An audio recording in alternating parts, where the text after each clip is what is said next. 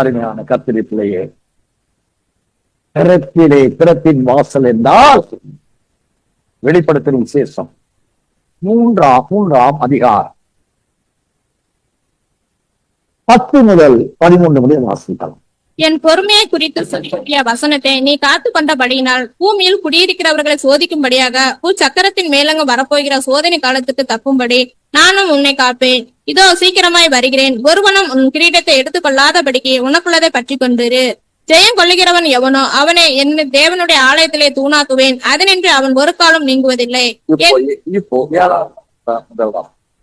பிரதல்வ சபையின் தூதனுக்கு நீ எழுத வேண்டியது என்னவெனில், பரிசுத்தம் உள்ளவரும் சத்தியம் உள்ளவரும் தாவீதின் திறவுகளை உடையவரும் ஒருவரும் பூட்டக்கூடாதபடிக்கு திறக்கிறவரும் ஒருவரும் திறக்க கூடாதபடிக்கு பூட்டுகிறவருமாய் இருக்கிறவர் சொல்லுகிறதாவது, உன் கிரியைகளை அறிந்திருக்கிறேன். உனக்கு கொஞ்சம் பலன் இருந்தும் நீ என் நாமத்தை மறுதலியாமல் என் வசனத்தை கை கொண்டபடியினாலே இதோ திறந்த வாசலை உனக்கு முன்பாக வைத்திருக்கிறேன். அதை ஒருவனும் பூட்ட மாட்டான். இதோ யூதர் அல்லாதிருந்தும் தங்களை யூதர் என்று பொய் சொல்லுகிறவர்களாகிய சாத்தானுடைய கூட்டத்தாரில் சிலரை உனக்கு கொடுப்பேன். இதோ அவர்கள் உன் பாதங்களுக்கு முன்பாக வந்து பணிந்து நான் உன்மேல் அன்பா இருக்கிறதை அழைத்து கொள்ளும்படி செய்வேன். இந்த காலம் எது? பிறப்பின் வாயிலில் வாசல் நின்று மந்தாடி ஆண்டவரே அழிக்க வேண்டாம், மறந்திருப்போம் ஆண்டவரே என்று தேவனை நோக்கி கண்ணீரோடு கதறக்கூடிய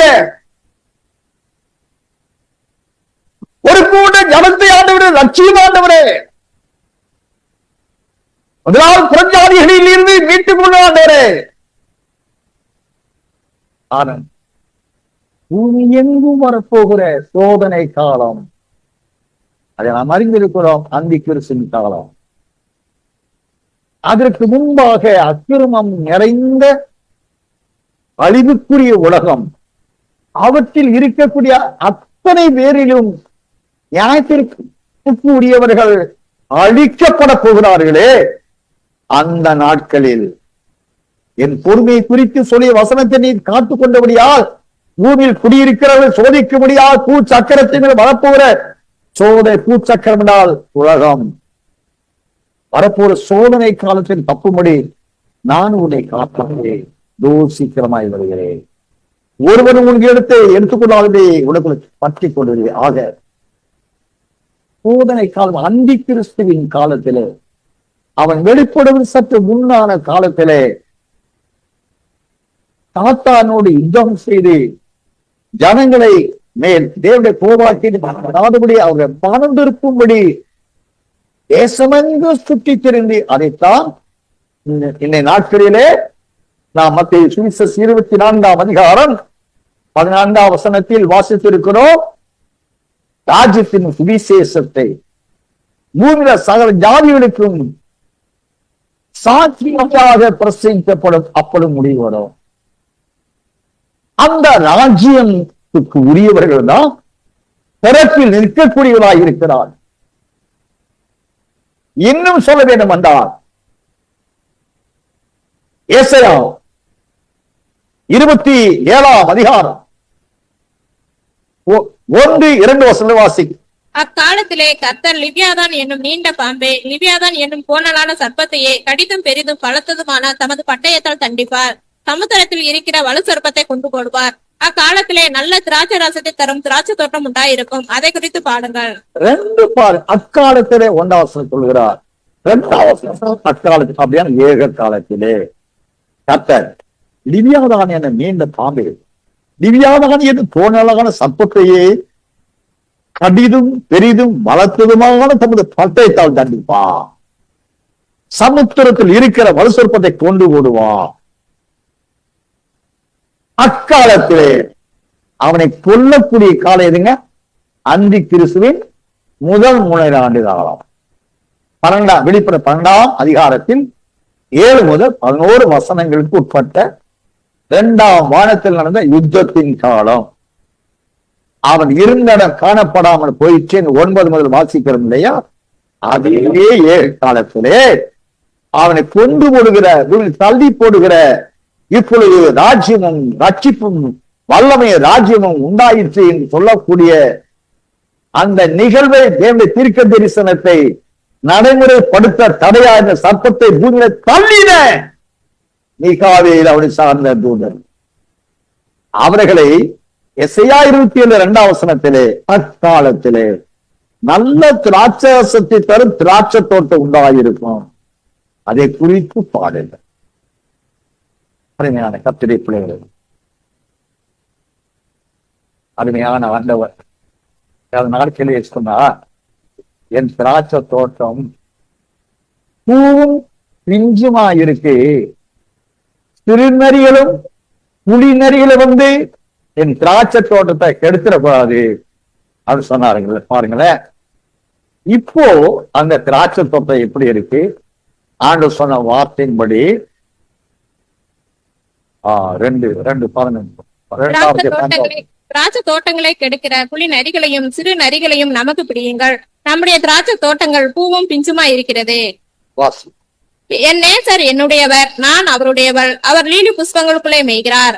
என் நேசரே, பகல் குளிர்ச்சியாகி நிழல் சாய்ந்து போகும் வரைக்கும் நீர் திரும்பி குன்றும் கிளப்புமான கண்மலைகளில் குதித்து வரும் கலைமானுக்கும் மறைகளின் குட்டிக்கும் சமானமாயிரும்.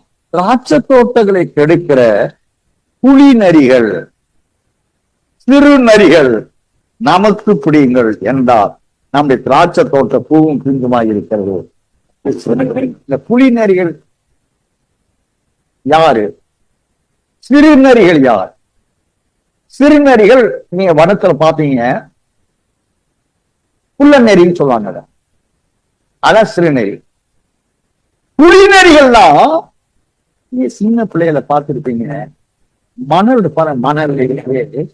மணலை அப்படியே மெல்லிய மணலை உண்டாக்கி அதுல ஒரு புளியை உண்டாக்கி அதுக்குள்ள ஒரு சின்ன ஒரு பூச்சி மாதிரி இருக்குங்க. அதன் வடிவத்தை பார்த்தா தோற்றத்தை நரி போல இருக்கும். அதை நீங்க விரல விட்டு அதை நோண்டி பார்த்தீங்கன்னா அந்த அந்த பூச்சி வெளியே வருங்க. பார்த்தா சின்ன நரி போல இருக்கு. அது என்ன செய்யுன்னா உள்ளுக்க மறந்துருக்குங்க. சமயம் கிடைக்கும் போதெல்லாம் வெளியே வந்து செடியினுடைய வேறு இருக்கு பாருங்க, மரத்துல வேறு, அதை அப்படியே கடிச்சு கடிச்சு கடிச்சு அந்த வேரை காய வச்ச. அதுதான் புலி நரி. சபையில் அப்படியெல்லாம் இருக்கிறாங்க. சபையில் பக்தர் போல உண்மையில் ஊழியர் போல அந்த புலியில மறந்திருப்பாங்க. சமயம் கிடைக்கும் பொழுதெல்லாம் சமயம் கிடைக்கிற பொழுதெல்லாம் அந்த குடி அப்படியே தன் தலையை வெளிக்காட்டி அந்த திராட்சத்தோட மரத்தை அந்த விருட்சத்தினுடைய வேற பட்டையை கடிக்கும். அந்த வேருடைய பட்டையை கடிச்ச உடனே மரம் சாக ஆரம்பிக்கிறோம். இதெல்லாம் புலிகள். இந்த திராட்சை தோட்டத்துல திராட்சை செடியினுடைய வேறு இருப்பாருங்களேன், அந்த வேரை கடிச்சு அதை கைப்படுத்திட்டீங்க, விட்டு போயிடுங்க. அது தானா அந்த திராட்சை செடி காஞ்சு போகும், அது மறுபடியும் மறந்துடும். இப்ப இருக்கக்கூடிய நிலை இந்த ஆதிக்குரிய மண்டலத்திலே அநேக கள்ள சபைகள் தேவனுடைய திராட்சை தோட்டம் சொல்லிக் கொண்டு கனி கொடுக்க விடாதபடி ஆத்துமாக்களை அடிக்கிறார்கள், தங்களையும் அழித்துக் கொள்கிறார்கள். மனமாட்டி சபையில் அப்படிப்பட்டவங்க இருக்கிறாங்க. அவர்களை உள்ளே விடாதே. அவர் யார் என்று எனக்கு தெரியும். அவர் டிக்கெடுப்பே அவர் மாத்திரம் உள்ள அளவுப்படும். அருமையான கர்த்தருடைய பிள்ளைகளே, ஆனபடியினாலே சக்கரத்தின் வரும் சோதனை காலத்துக்கு தப்பும்படி நான் உனக்கு திறந்த வாசல் வைத்திருக்கிறேன். அதைத்தான் வெளிப்படுத்தல் 3ஆம் அதிகாரத்தில் நான் வாசிக்கிறோம். 8ஆம் வசனத்திலே உன் கிரியையில் அறிந்திருக்கிறேன், உனக்கு கொஞ்சம் பலன் இருந்தும் நீ என் நாமத்தை அருதலிக்காமல் என் வசனத்தை கை கொண்டபடினாலே இதோ திறந்த வாசலை உனக்கு முன்பு அழைத்திருக்கிறேன், ஒரு கூட்ட மாட்டார் என்றால் திறந்த வாசலை நின்று ஆபரகாம் கெஞ்சினான். ரோவா 100 ஆண்டு காலங்கள் திறந்த வாசல் என்ற மந்தாடினா அருமையான மகிமின் ராஜாவே பூமியிலே இயேசுவின் நாமத்திலே வந்து 33 ஆண்டு காலம் வாழ்ந்தவர் இறுதி 3 ஆண்டு காலங்கள் எவ்வளவு ஒரு கால்நடையாகவே சுற்றி திருந்து ராஜ்யத்தின் பீசத்தை அறிவித்தார்.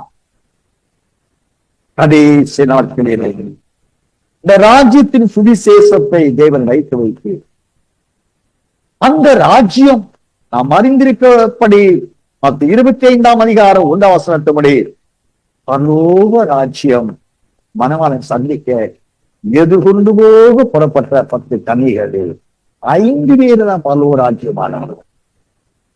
அந்த புத்தியில் அவர்களுக்குத்தான் அடைக்கப்படுகிற வாசல் திறக்கப்பட்டது. அது அந்த 25 வாசிங்க. அப்படியே அவர்கள் வாங்க போன போது மணவாளன் வந்து விட்டார். ஆயுதமா இருந்தவர்கள் அவரோட கூட கல்யாண வீட்டுக்குள் பிரவேசித்தார்கள். கதவும் அடைக்கப்பட்டது. அதுவும் அடைக்கப்படாது சொன்ன கதவு திறக்குது. அந்த திறக்கின்ற இடத்துலதான் 5 புத்தி உள்ள கன்னிகைகளான அவங்கதான் மனவாட்டிங்க. யோவான் 12ஆம் அதிகாரத்துல அருமை ரட்சகர் சொல்லுகிறார், நான் மரித்தோருக்கு தேவனாய் இல்லாமல்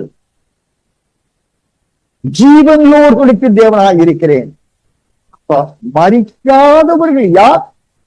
நாம் நித்திரை அடைவது இல்லை என்று தேவனால் அனுப்பப்பட்டு வந்த மரணத்தை ஜெயித்தவர்கள். நான் வேதத்தில் வெளிப்படுத்தல் 1ஆம் அதிகாரம் 18ஆம் வசனத்தை வாசிக்கிறோம். நான் மரணத்துக்கும் பாதாளத்துக்குரிய திறவுகோலை உடையவராயிருக்கும். வாசிதாய் செய்து மரித்தேன், ஆனாலும் இதோ சதா காலங்களும் உயிரோடு இருக்கிறேன். ஆமென். நான் மரணத்திற்கும் பாதாளத்திற்கும் உரிய திறவுகோல்களை உடையவராய் இருக்கிறேன். அவர் ஒருவர் தான் மரணத்திற்கும் பாதாளத்துக்குரிய திறவுகள் வைத்திருக்கிறார். அப்படின்னா மரணத்தை வென்றவர். வேதத்திலே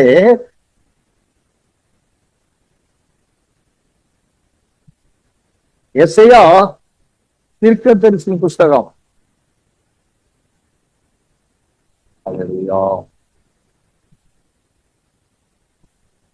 25ஆம் அதிகாரம் 8-9 வசனம். அவர் மரணத்தை ஜெயமாக விழுங்குவார். கர்த்தராகிய தேவன் எல்லா முகங்களிலும் இருந்து கண்ணீரை துடைத்து தமது ஜனத்தின் நிந்தையை பூமியில் இராதபடிக்கு முற்றிலும் நீக்கி விடுவார். கர்த்தரே இதை சொன்னார். அக்காலத்திலே இதோ இவரே நம்முடைய தேவன், இவருக்காக காத்திருந்தோம், இவர் நம்மை ரட்சிப்பார், இவரே கர்த்தர், இவருக்காக காத்திருந்தோம், இவருடைய ரட்சிப்பை ஜெயமாக விழுங்கின அன்பு நாதன் அவர் மறிக்கவே இல்லை.